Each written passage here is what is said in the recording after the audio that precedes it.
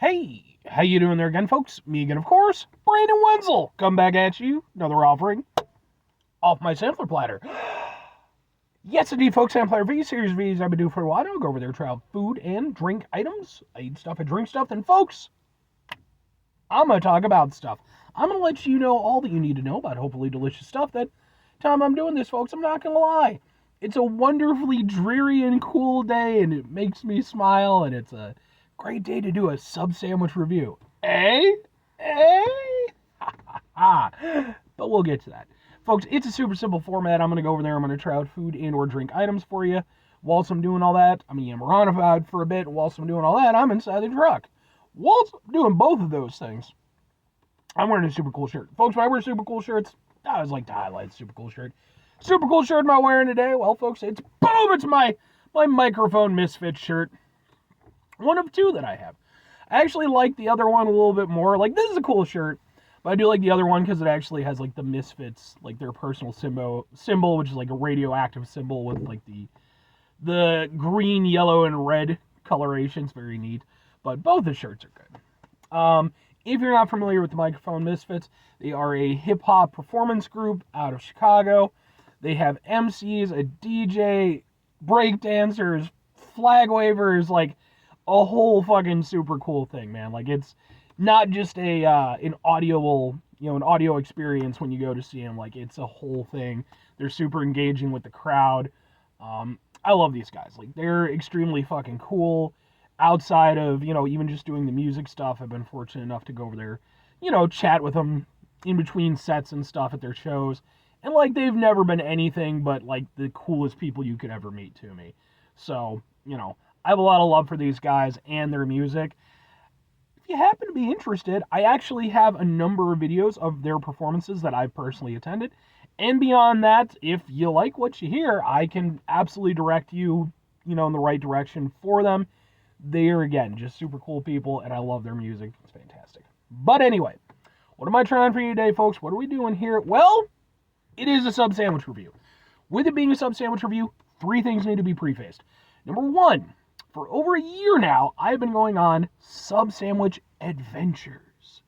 What the hell does that mean? It means that I have been doing sub sandwich reviews from basically every place in the immediate area that I can get a hold of. Whether it's chain locations like your Subways, small delis, gas stations. I reviewed a sub sandwich from the break room at my work, from a little kiosk thing that they have there. Basically, if there's a sub sandwich out there and it's within reasonable driving distance, I'm going to review it. Number 2, if you watch these reviews, you say to yourself, Brandon, these are pretty good reviews, but it'd be great if these sub sandwich reviews were in one convenient location. Well, I'm already way ahead of you because I have an entire playlist called Subs for Subs. It is just my sub sandwich reviews, so if you do like my sub sandwich reviews, there they are. And I've already got, I think, close to 80 at the time I'm doing this. And I've got a bunch more saved on my phone, so there's going to be plenty. The very final thing, folks, if even that isn't enough sub sandwich goodness for you, just wait till Sunday. Why? Because Sunday is SUBday. That's my kitschy little thing that I came up with. Every Sunday is the day when I go over there and I upload my sub sandwich reviews. Typically, you're going to get 2 of them. Sometimes you might get more. Sometimes you might get a little bit less. But ever since I've started the Sunday SUBday thing, I've been able to get you at least one. But anyway, what am I reviewing for you? Where's it from? What are we doing? Well, folks, boom, it's from Arby's. And this one is a little bit of a thing because, like, is it a sub sandwich? Is it not a? I'm going to call it a sub sandwich because this is the Arby's Bacon Ranch boom cheesesteak sub sandwich. Well, again, it becomes a thing of, like, is a cheesesteak a sub sandwich? I'm going to say that it is. I believe it's just a specific regional variant. But that is your Bacon Ranch cheesesteak sandwich from Arby's. I did review their classic cheesesteak sandwich as well. So that's out there, just in case you're interested. And I've been meaning to get to this one. I finally got in there. I was like, all right, let's do this. So, enough said. All right.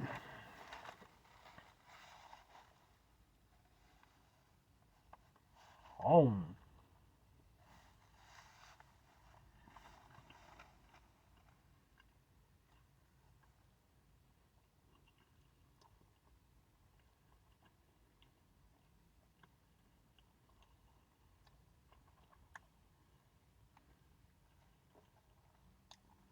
not bad.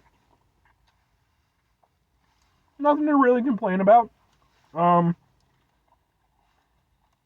thing I should have done before I did the review, should have looked up a list of ingredients. Do they still have the...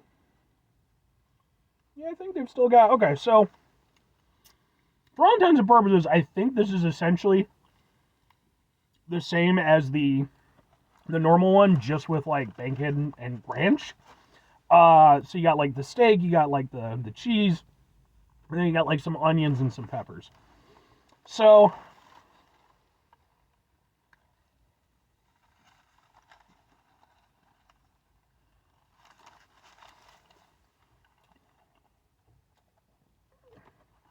really what I'm looking for here is essentially the same experience I had with the previous one, but with bacon and ranch.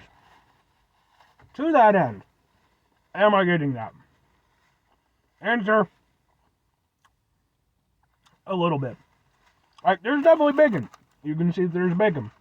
But I think that you basically just get 1 or 2 strips of bacon, which really isn't enough to make a huge difference in this sandwich.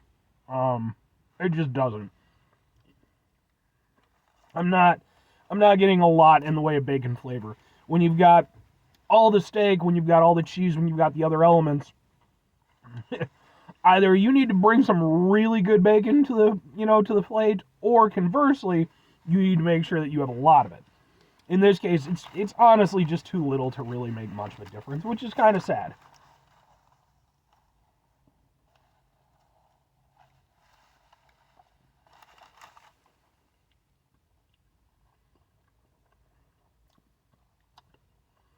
Because, yeah, I mean,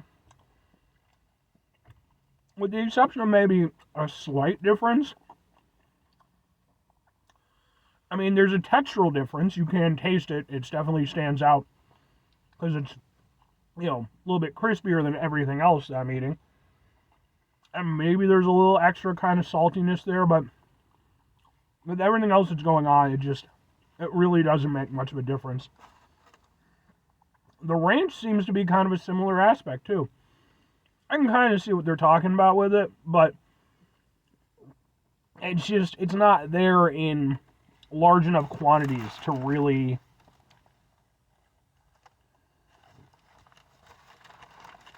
make that much of a difference. It gives a little extra tanginess to it, which I don't hate. Kind of gives a little bit of an extra contrasting flavor to play with. But, yeah, I mean, honestly,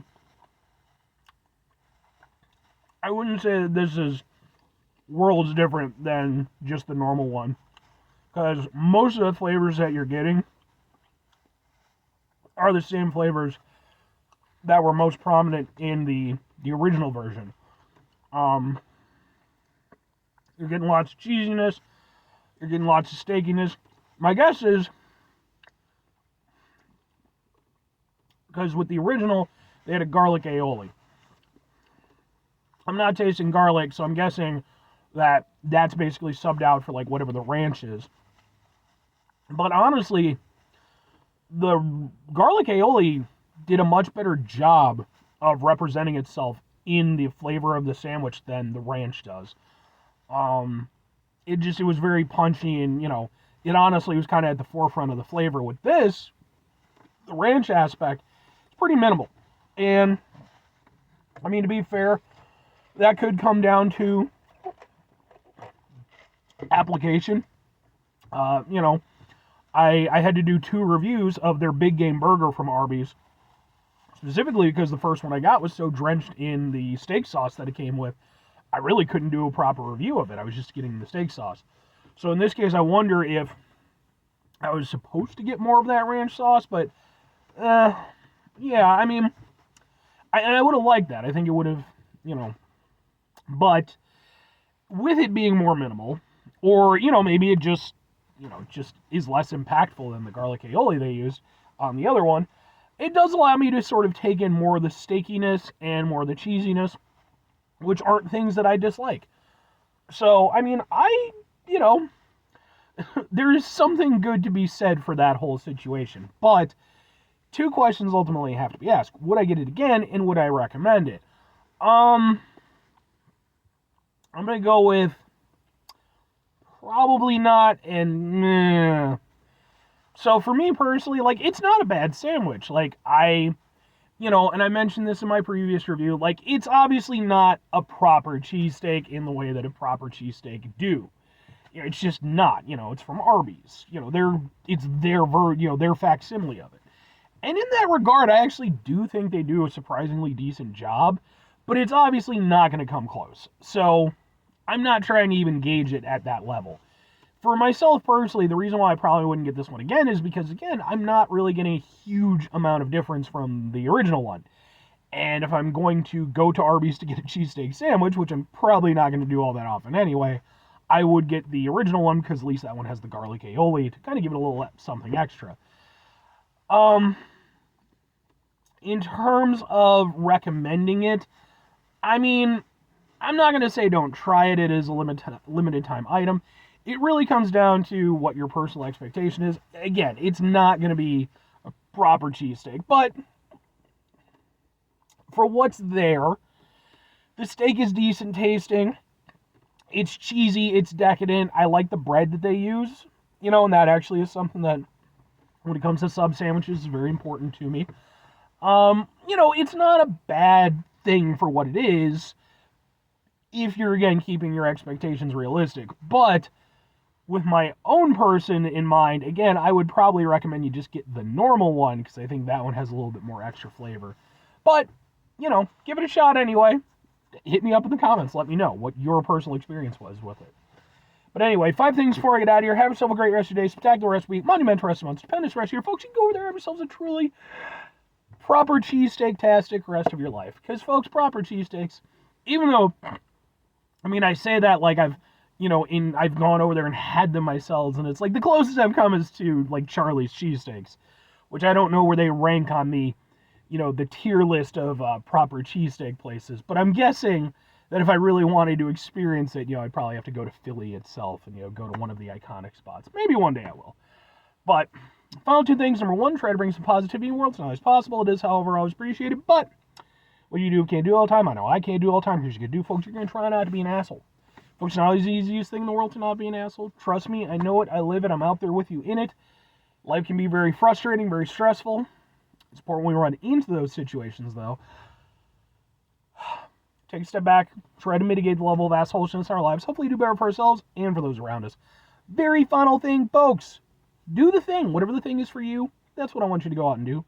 Folks, maybe you're going to go over there. Maybe you've had a proper cheesesteak and it's like the best thing you've ever eaten. Okay? And you're over there and you're just eating cheesesteaks and just living it up, gloating around to everybody how delicious your cheesesteaks are. And that's fine. There's nothing wrong with a little bit of, people always, pride is kind of, it's a sinful, thing. But, you can be a little proud of yourself. But keep it realistic. If you're over there and you're just like, going everywhere, hitting people with cheesesteaks and shit, and you're just like, I am the cheesesteak king, and all must fucking listen to me, blah, blah, blah. That probably is a bit much. Because cheesesteaks might be delicious, but, come on now. You still reasonable expectations. I don't think that whatever, monarch authority you impose upon yourself and those around you via cheesesteak is likely to hold up in any real significant capacity. I mean, maybe. Monarchy shit gets weird, and realistically all it takes is, like, one wacky-ass monarch from, some country somewhere to recognize you, and then it's like, alright, I guess you got a little bit of a thing going.